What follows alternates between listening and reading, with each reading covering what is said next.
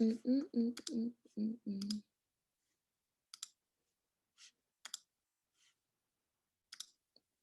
Cool. Can you guys see?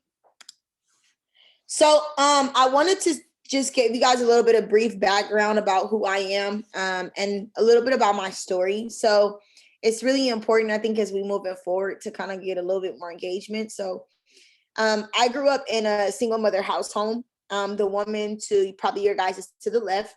I grew up. My mother was a single mom. She worked 3 jobs in order to provide for me. I had an amazing family, amazing background, family foundation from the very beginning as a child. I was adopted at 2 days old. My birth mother, my biological mom, had me in a prison at the time out here in California. So my adopted mother, the one with the glasses, not my grandmother, but the one all the way to the left that's more darker skin, was my mother, and she raised me in an amazing home and did her best in order to provide for me. She did work 3 jobs, so a lot of times I spent more time at school and after school activities and things like that. But we definitely had a lot of family time, and I grew up in a family of a lot of traditions and things that took place. I would honestly say that I had a great childhood up until the age of 8, until I started to experience sexual abuse and different forms of bullying and stuff as growing up as a kid. I wasn't insecure, but I wasn't really strong on myself. Those were conversations that me and my mom just didn't have. The one thing that I share with a lot of people is that if I look back on my life and could say what was a vulnerability of to how I ended up where I ended up was, there was a huge gap between my mother and me and being able to communicate with each other. I was a very sheltered kid, and when I say sheltered, I was extremely sheltered. Like when from your guys' day and age, you guys all have iPhones and stuff. We had like Boost Mobile, Sidekicks, and stuff like that, and the internet was a little bit coming out at the time. And I just wasn't able to do a lot of activities with friends. My mom was just very not, I wouldn't say strict, but she was just very cautious. But that her being cautious led to not having open conversations about things and preparing me for the real world. Um, so like things that you guys are probably learning about in school, and we had to go through like consent forms or learning about like reproductive health and things like that. My mom would not let me have those conversations or attend school at the time, so I was just very sheltered. So that's what I went and got my information elsewhere. um so as I started to grow up, my mom kept me in a lot of activities that I probably really didn't enjoy, you guys, to be honest. I wasn't a sports fanatic, I wasn't into dancing, I definitely wasn't coordinated or a cheerleader. But one thing I was good at was speaking, and being involved more in like the talent shows or always doing the presenting and stuff like that. She was great. And she did the best that she could. Moving along in my childhood, after a lot of the abuse started to happen, I was more of a child that I did not react in a way of being defiant or disrespectful towards her, but it showed up in my actions a lot of the time. It showed up in my school performance, in the way that I performed in school, the way that I interacted with people. And I wasn't disrespectful. I wasn't, defiant in a way of by the use of words, but I think I definitely sat back more, didn't engage a lot, stopped showing up to school, started ditching and doing things like that. So the way that I expressed my pain and a lot of the trauma that I was going through as a kid was just by not showing up, or even if I was coming home from school and my mom would ask me how I was doing or how was school today, and kind of not really ignoring, but like, it was whatever. And kind of like I held in a lot of stuff being very young. In the midst of me being abused and the things that I had experienced early on, I never had a conversation with a counselor, never had a safe person that I can talk to.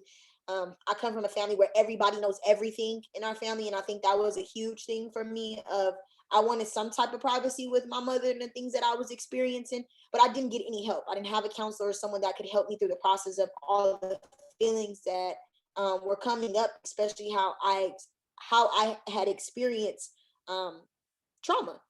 So when I turned about 10 years old, I started to get into a little bit of trouble in school with like school fights and things like that. And it led me to be getting into an altercation at 11 years old. And that led me to be on something called probation. And if many of you don't know that, it's like a juvenile delinquency. When you get into trouble, you get in trouble with the law. And at that time, there was something called the school to prison pipeline, which we know now. And at 11 years old, I was placed on probation, and I had to go to all these court hearings and through all different stuff, which I probably should have been to some type of intervention, should have went to counseling and things like that.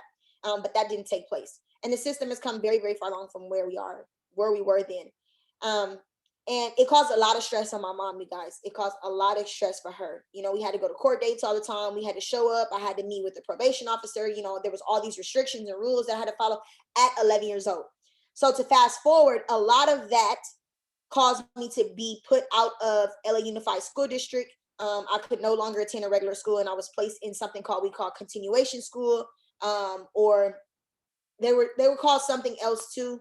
Now they're called different things, but at the time it was called continuation school. So my mom would have to drop me off early in the morning, and not as early as a public school would be. So she would have to go to work late. So she couldn't drop me off till 9:30, 10 o'clock. And then I would get out at 1 because you're only there for a couple hours. And that, I would honestly say, you guys, started to shift my life a lot. There was much more freedom because my mother had to work. So I had to start taking public transportation at 11 years old. I was being more at home with neighbors, friends, and things like that because my mom had to work in order to provide for me. So at 11, all that took place, and after the abuse and the transition from going to a normal school to a school with only about 4 kids, a teacher, my education was very, very poor. We were taught to read out of a book, answer some questions, and that was the way that you were going to get through school. And I stayed in those programs until I was about 16 years old, all the way up through high school. So I didn't really get to have a normal high school experience or middle school experience and things like that. I found I was adopted in that same year as well on Christmas Day. And I would honestly tell you guys that was the icing that broke for me, because I was already insecure about myself. I had been bullied very, very brutally by girls in different school programs and things like that. I had experienced the sexual abuse and all this stuff.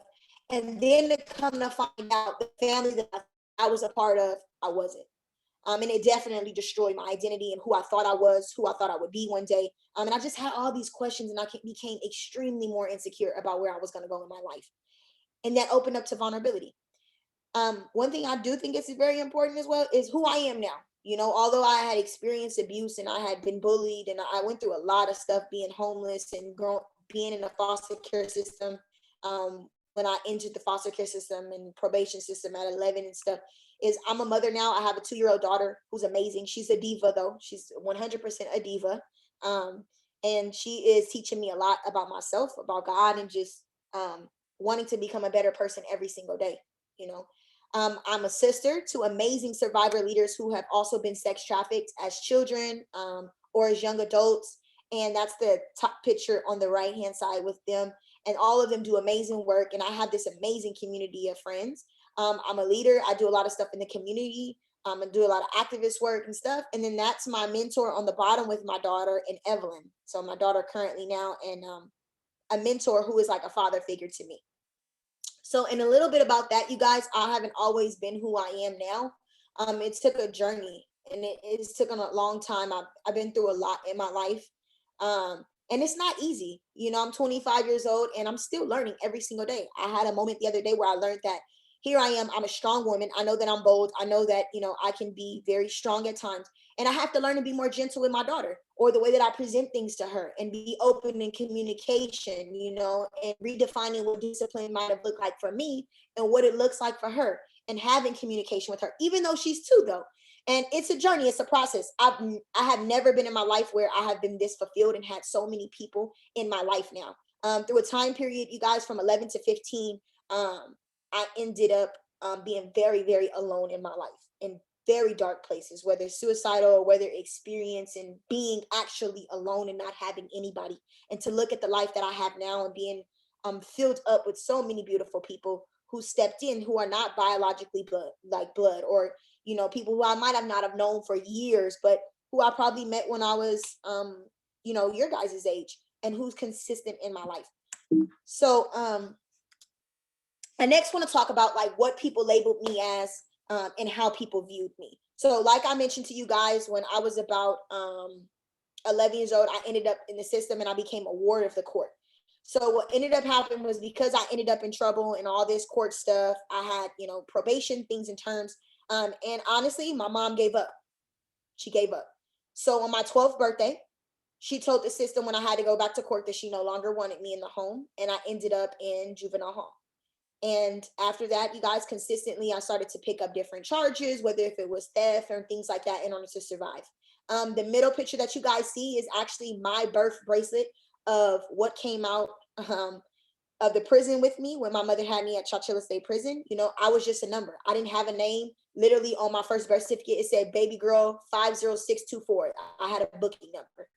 And I showed it to a lot of people, you guys, because from the day that I was born, I was already had these different circumstances and unfair life experiences that were already set up for me. It was unfair, completely. I had a mother who had me in prison. I would never see her until I was 20, would never find her until I was 21 years old. You know, I was my mother, my adopted mother, someone who said that they was going to love me, they were going to take care of me, that they were going to give me this life. Gave up. When things got hard, she gave up. You know, and then on the right, I had all these different numbers and charges on what people were defining me as. You know, I was this broken kid. I was alone. I was hurt. I had experienced extreme amounts of trauma, and not just abuse or sexual abuse once, but multiple of times. And no one had ever asked me, was I okay? You know, I became the trouble kid. I became the kid that nobody wanted their children to be around. You know, my family, my adopted family backed off completely a lot. And just, I was viewed as a problem to society, a kid that would never make it. You know, things that my family members had said that the only thing that I'll be worthy of or ever do is, saying really horrible things like laying on my back, or that I would end up in prison, or and would end up dead just like my mom, or and things like that. And there was no hope that I had seen. You know, here I was 11 years old, that my mother had 12 years old, and my mother had gave me up, going into these dark places like juvenile hall, or going into a group home with 60 other girls at 12 years old, and they're 17 and they're 16, created a lot of darkness and emptiness for me, you guys. And the one thing I can say out of all of it all, from the vulnerability, was the insecurity and looking for love in all the wrong places. And I became open to what really bad things could happen. I was 12 years old in this system with no guidance, no family, no mom, no dad that was going to teach me on how to be not an adult, but a good human being, right? And it led me to have access to other people who wanted to do very bad things to me, and to put me in very harmful places and stuff like that. I spent a lot of time from 11 to 18 years old, you guys, I was in the system. Many times I have ran away. I left those places and would end up in the streets and stuff like that. And that comes to when I was 11 years old. Before I had ended up here, I started to run away and I started to meet people. I ended up doing community service at a place, and that's how I met a girl who would end up bringing me to a trafficker and someone who would traffic me. But by the time that I was already engaging with them, that was just my grooming process and stuff. And when it ended up happening, the trafficking took place right before the system. And when I was 12 years old, when I could really comprehend what was going on, it was already too late. I had already been sold to multiple of people and things like that. And trafficking, I want you guys to let you guys know there are different forms of trafficking. It's not the human trafficking of a body of transportation or someone coming from Mexico or Colombia into California. So yes, that is international trafficking, that is human trafficking. But what I'm talking about of my experience today, you guys, is something called domestic trafficking. It happens right here in California. It happens right here in Orange County. It happened right across the street from Disneyland at 12 years old for me. It happened right in somebody's backyard at 11 years old. It happens here. It's not something like we see on the movies. It happens. Those things with cages and chains and stuff like that most definitely take place. And those are some of my survivor sisters' experience. But for me, a kid going to school every single day, I had community service.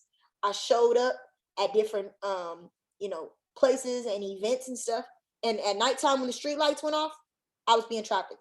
And trafficking domestically looks differently for everyone else. So my trafficker was a stranger. But a lot of times, some kids are trafficked by family members. They're trafficked by a boyfriend. They're trafficked by someone that we call a gorilla pimp, someone who can be very violent. They can be trafficked by women. They can be trafficked within corporations and businesses and things like that. And it looks different for everybody. For me, the vulnerability was not having a family, in the foster care system, having an insecurity, and not really having support, not having anybody behind me and things like that. And a lot of the labels had followed me and trailed me into this place where I had no idea that I was headed down. And just to give you guys like a brief little moment, when I met my trafficker, at that moment I had ran away. And I want you guys to know that I've done this a lot of times, especially working with high school students, middle school students, and it never fails that I've always had open conversations with a lot of them at the end, and might have had thoughts about running away, or thoughts about leaving home, or not wanting to be there. And I think it's really important because you guys are living in a society that is so open now. And we'll talk about that in a minute. But for me, when I had ended up running away at one point, and I met up with my friend, she took me to this house. I was talking to talking to someone else that lived in the house, and then she said she'll be back for me. She never returned for me. And to this day, I know that wasn't the purpose. She had no idea who she was leaving me at. So at 11 years old, when I'm sitting on this couch, and I'm a runaway at the time, and I always say kids are not running to something, they're running from something. And for me, it was an abusive home. It was a home that was a lack of communication and love and support. And I definitely was the black sheep of my family. And here I am at 11 years old, sitting with this complete stranger. And for the first time, someone asks me, am I okay? No one ever asked me, was I okay after the bullying, or when I got my head shoved in the toilet, or, some girl cut my hair off or was being extremely mean. No one ever asked me I was okay after the abuse. No one ever asked me, was I okay? Not a teacher, not a counselor, not a coach, no one, not one supportive person in my life that was an adult figure in my life had asked me, was I okay? And it caused a lot of confusion for me, and it caused a lot of emptiness. And so for the first time at 11 years old, when someone's asking me, am I okay? I told this stranger my life story, told him how I found I was adopted, told her about how I had been abused, and told him how about I don't feel safe at home. And I wasn't taught those things about having boundaries and not having to share information and things like that. But what I know in that moment was that somebody seen me and someone heard me. And that was really important for me. It was important for an 11-year-old child. And it's important for many of you guys, for all of you. And my trafficker did not have to come find me, didn't have to, snatch me up out of a van or pick me up after school. I fell right on his doorstep. And that was the best way. And I think the most horrific part of that night, when I was trafficked that night, was no one was going to come look for me. Nobody cared. And how would people view me now? As formerly as what we used to call prostitution, but I really was being exploited and being trafficked. But who would want me, and that I wasn't worthy, and that I wasn't loved? And those were the things that were ingrained in me and implanted very early on in that night, which led for me to be trafficked for over 4.5 years. So the beauty of all of it is that I ended up ending in a group home located out here in Orange County, guys. And I was 14 years old, because I had already been to 12 different group homes and foster homes and things like that. Let me see. And let me move this up. And I was really, really not open to different, therapeutic stuff, and didn't really want to engage in counseling. And I was broken. I was lost. I felt really, really hopeless. And I believed, you guys, for a very long time, at 11, 12, 13, 14 years old, the only thing that I would ever be worth was being out there and being exploited and laying on my back and people taking advantage of me and people harming me. And for a very long time, I believed that was my choice. I believe that I decided to be out there. And I didn't know until 15 years old, until I met the man I actually showed you guys earlier on the screen, was Jim Carson, who is now an amazing, is like a father to me, and he's a grandfather to my child, who told me that I was a victim, who told me that it wasn't my fault for the things that I had experienced in my life.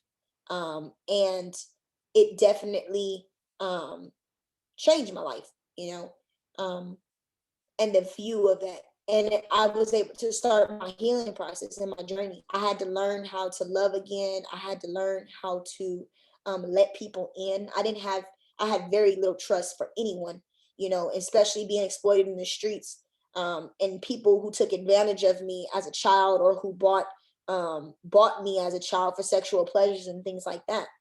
So for a very long time, here I was, this outcast. People viewed me as a problem kid. People viewed me as, this hopeless kid. And that the only thing that I'll ever do was whether laying on my back or ended up in prison one day. So the one thing that I want to talk about is like who's at risk, because I think it's really important for you all. Because there's a lot of stigmas about, especially with trafficking. And when I say that, everyone, let me see, sorry.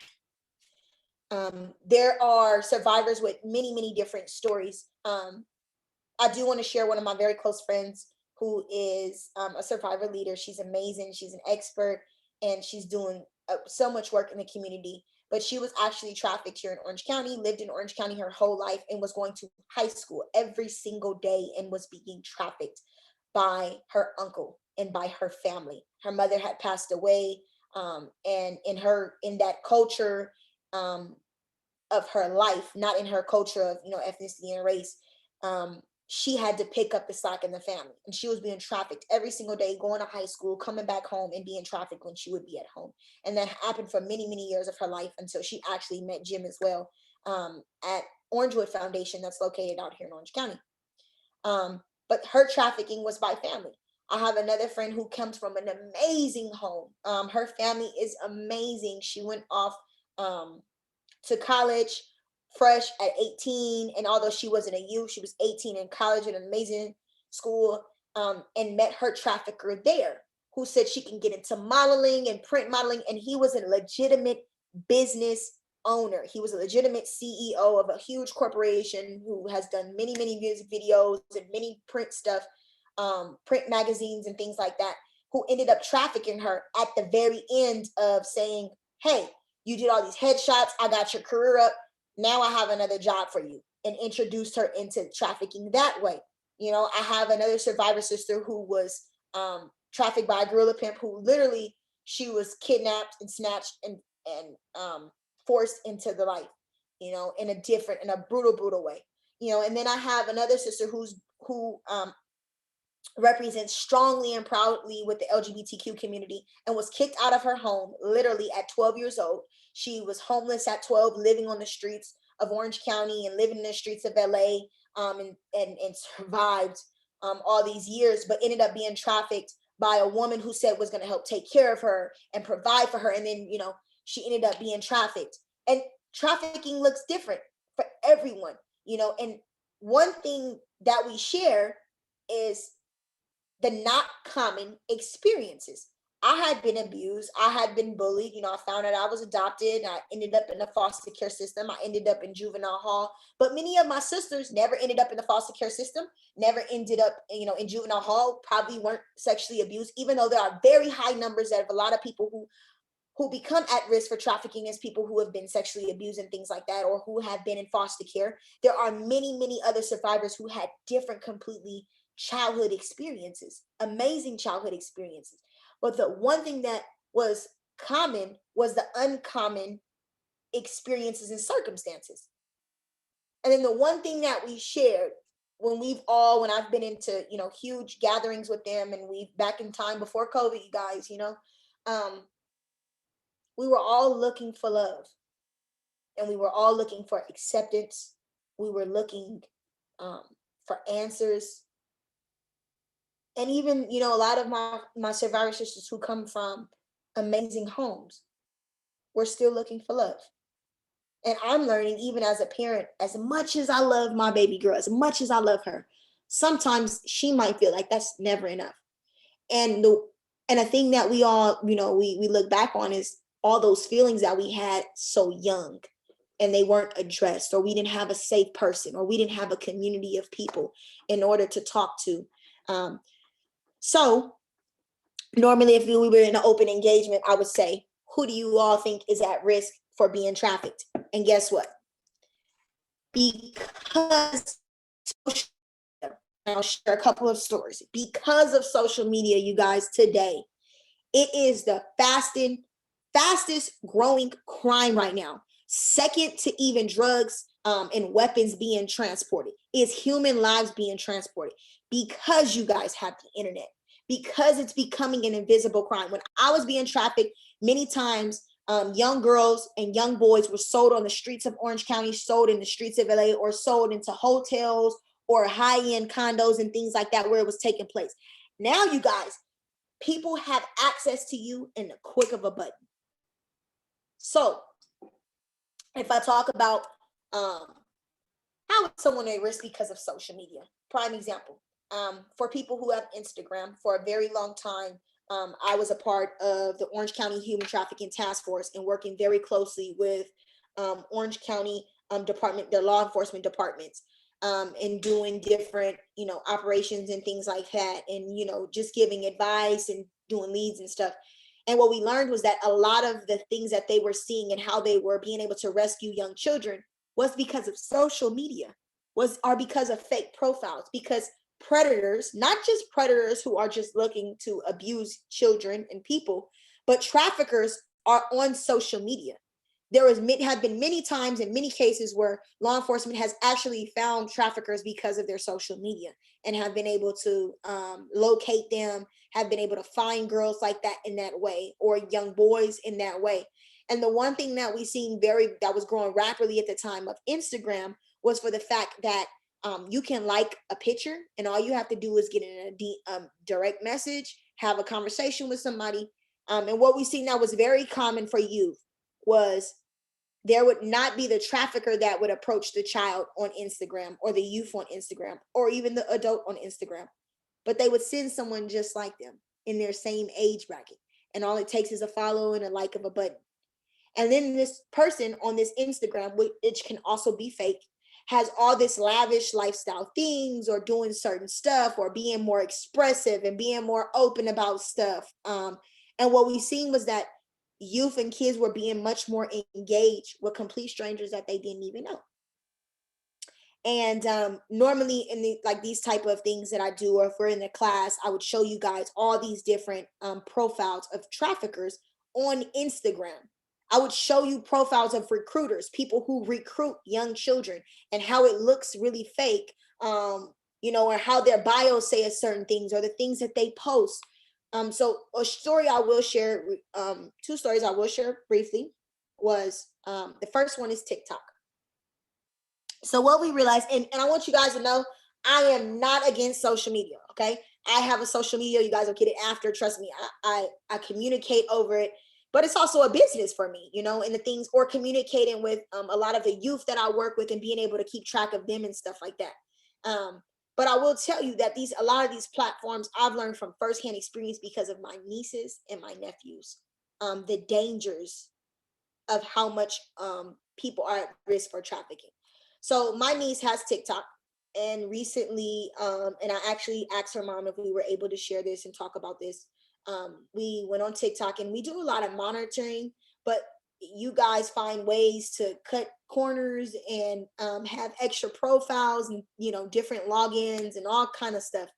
And what ended up happening on TikTok was we found some inappropriate comments from strangers and from people. But we also found videos with explicit language. And I mean, I get you guys do things that, especially when your parents are not home, or if you're at school and things like that.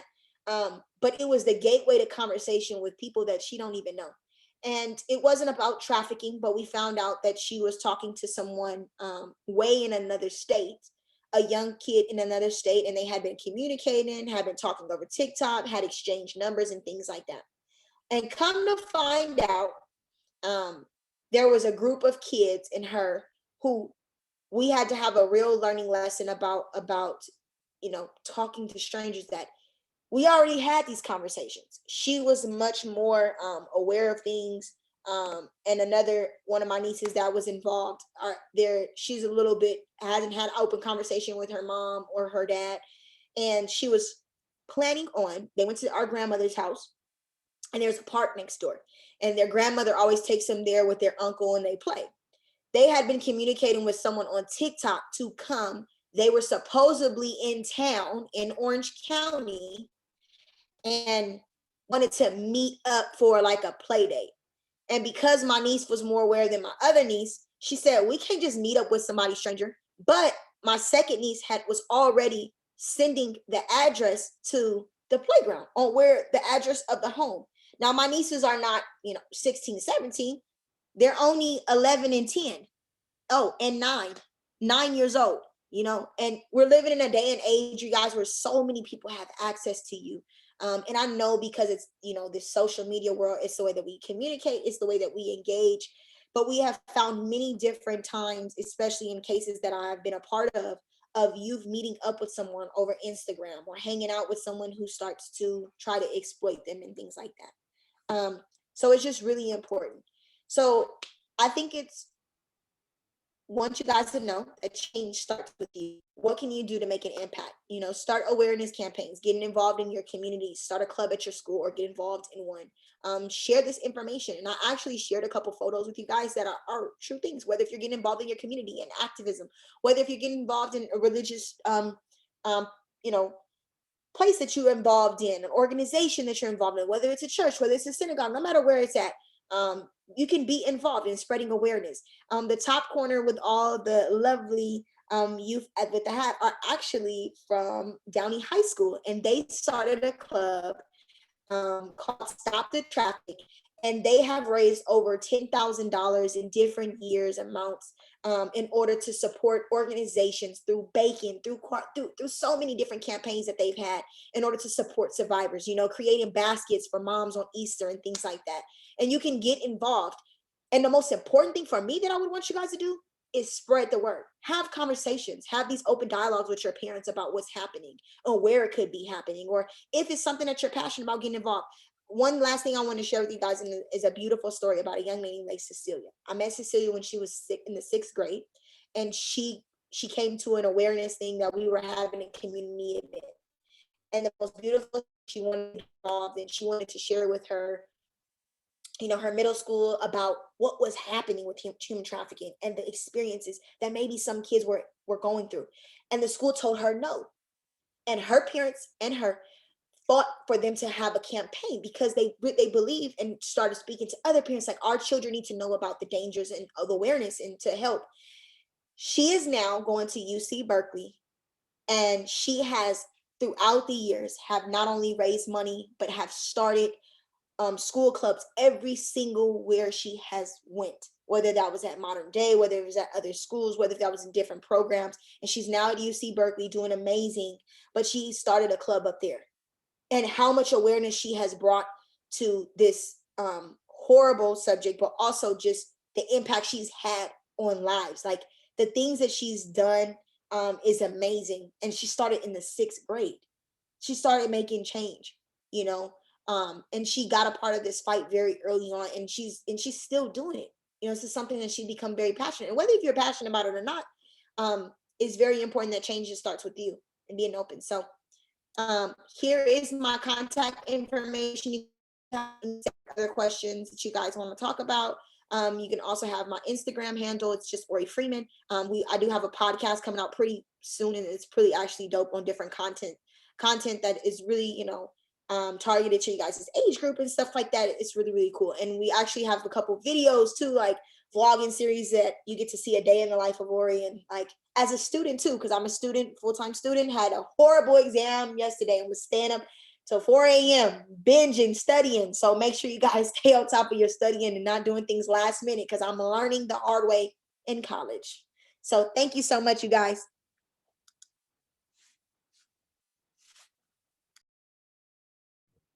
Thank you, Oree.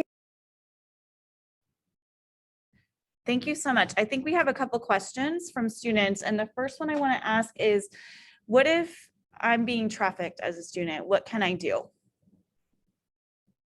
So sorry. So if you are being trafficked as a student, or if you know someone that's being a student, I would number one tell you who is your safe person right now, whether that is a teacher, whether it's a counselor, and tell them. I know you guys live in a day and age of, you're not supposed to tell, snitching, stitching, and things like that. The one thing I regret in my life, and I teach my daughter every single day, is tell somebody. somebody. Even if it's not me, tell a trusted person, your trusted person. And if you're that friend that they tell, you have to tell your trusted person. There is no harm. I know that sometimes it can be scary. Sometimes you don't want to say something. You're scared of losing a friendship, or you don't want someone to judge you. I only think about my life if I would have had someone that I could have told, or even if I didn't, if I would have just said something early on. Maybe the things that I experienced in my life, it wouldn't have gotten worse, you know? So it is 100% okay to tell someone that you are going through. And that trusted adult, for a lot of the administrators on here, administration and teachers, there is a national human trafficking hotline. You also know that it is also considered child abuse when someone is experiencing that. So there are services for you too. And it's not just services, you guys, of if you are experiencing that services, someone's going to try to open your mind or go into therapy and things like that. There are so many support systems and organizations that I'm a part of that we become a part of your life, you know, mentor programs and stuff like that, that also get engaged with you, your parents, and different things. So tell someone, and tell that trusted person that you have. What made the difference for you to overcome your situation? What do you think was the key? For me, it was, and what I'm learning every single day is, at one point in my life, you guys, let me tell you, I wasn't just a victim all the time. Okay. I've done a lot of bad things in my life. I got into a lot of trouble in a way because I was hurt. I was in full of pain. But what I learned in my life at 15 years old was that I now had a choice. I didn't choose to be trafficked. I didn't choose to be abused. I didn't choose to be sexually abused. I didn't choose to be bullied. I didn't want any of those things to happen to me, right? But I have a choice to move forward with my life, right? Not forget, forgive, but move forward and make a better choice every single day. And I think for me, that is what helps me today, you guys, is I said something to my daughter the other day, and she's only 2, and I got really, really frustrated. And I said it just in a different tone, like, pick that up, you know? And I was like, wow, okay, what can I do now in the moment, within these milliseconds and within these seconds, to be a better mother? Or saying something mean to my friend and saying, how can I choose to be better? Not dwelling in the past. And that has really helped me. I think with the extreme stuff, the trauma, I go to therapy 4 times a week. I do regular therapy, talk therapy. I do art therapy. I'm starting equine therapy with horses next week. I'm just very open to different healings and stuff like that now. I've learned, I hated deep breathing. I hated it. I hated going in nature walks. I did not like it. I didn't understand it when I was in foster care.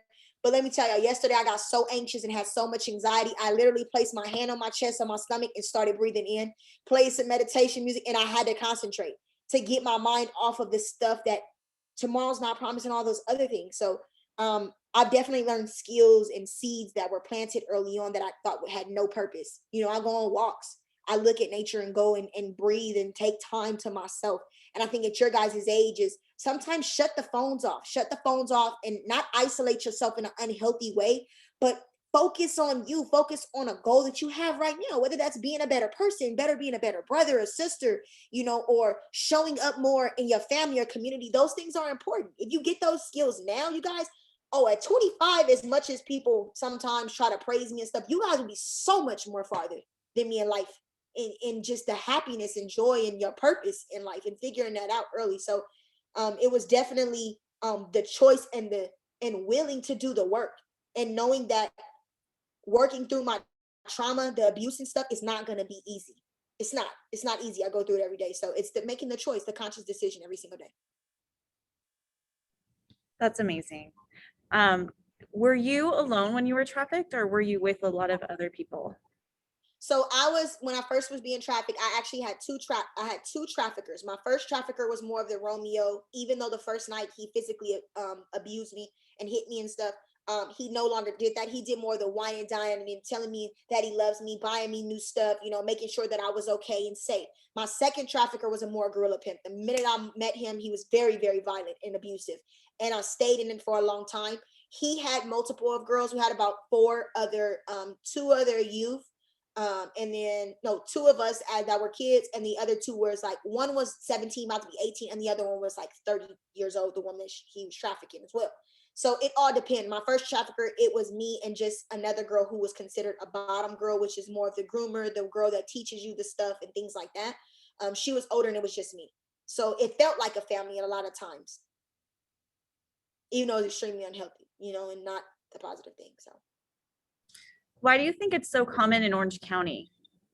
Because this is a destination stop. So for you guys, even though a lot of kids may not be trafficked out of Orange County, it is a destination place because of the high influence and the money, the economic status.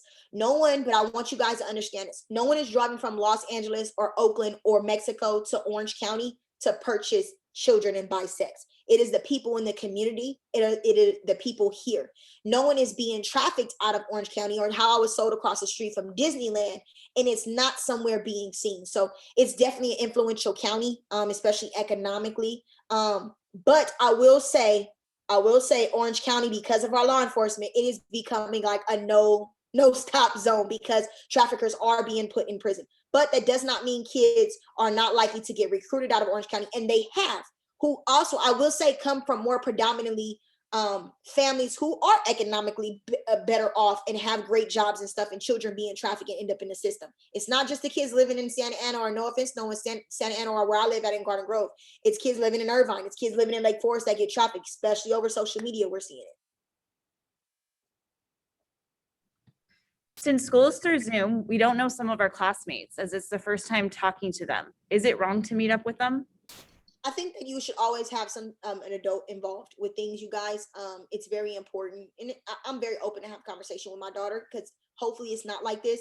But if it was my child, I would have met the parents myself first, making sure that it is a safe place to be at. So I don't think that it's wrong. I think that you guys have to take the safety plan and the precautions in order to make sure that it's safe. So, say, hey, mom, this kid in Zoom at my class, I really want to make this meet up. It seems like it's really good, taking the safety precautions with COVID and stuff, as well, being responsible. But having the parents meet their parents and see if this is a healthy environment, because they could be dope, but the parents might be unhealthy for you. So you always want to be careful of those things. So I don't think it's wrong. I think we go about it in an appropriate way, responsible way, not appropriate, responsible way. It's okay.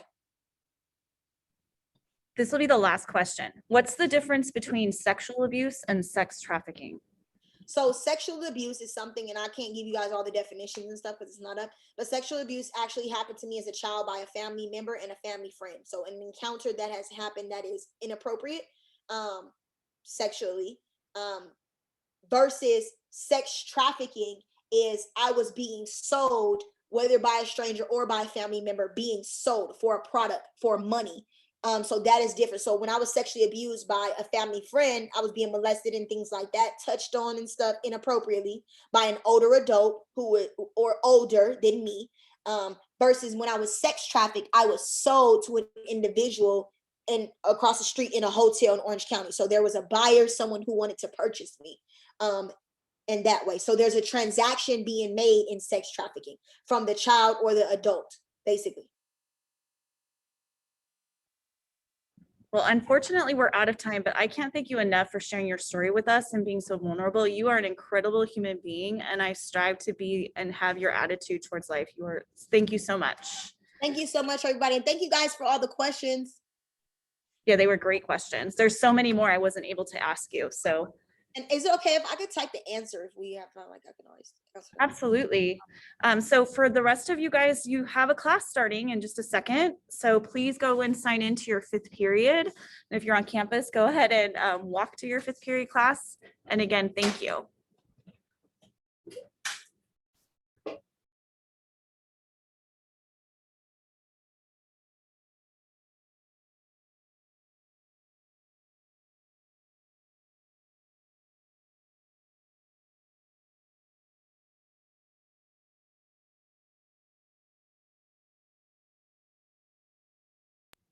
Thank you so much, Oree. Bye, thank you. Yeah, you'll have to send me some pictures of your daughter. She's. I wasn't like, I didn't want to bring anything up, like, just in case, something, never know. Oh yeah, no, it's fine. Yeah, she's amazing. She's getting so big, so big. Oh, so cute. We'll have to catch up later. Thank you so much for your time. Alrighty, thank you so much. Thank you, David. No problem.